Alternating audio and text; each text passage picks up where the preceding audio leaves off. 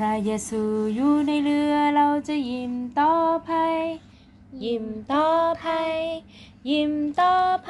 พระเยซูอยู่ในเรือเราจะยิ้มต่อไปเราจะพายกลับบ้านพายกลับพายกลับบ้านพายกลับ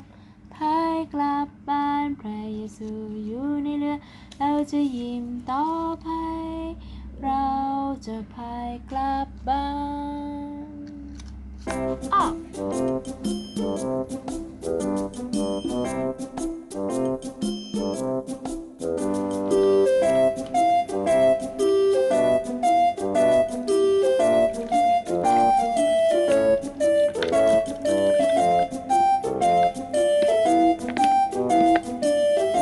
บทที่ 1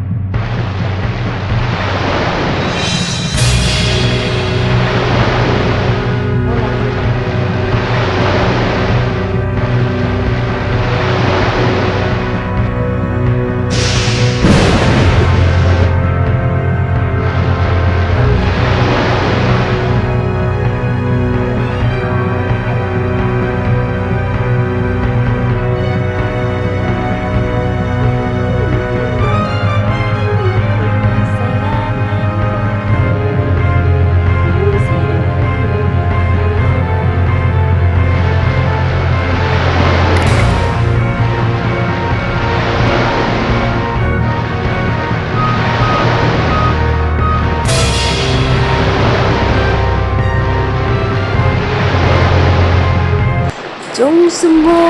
บอามดเธออย่ามั่วได้ไหมครับพระเยซูทำอะไรครับเรื่องราวที่หนูได้เรียนเมื่อกี้พระเยซูทรงอะไร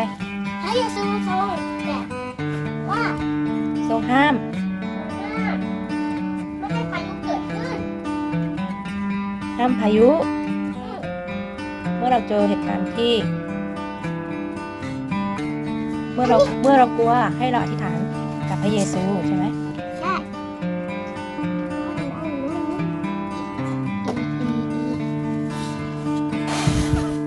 ว้าวมีตัวอะไรอยู่ขึ้นของ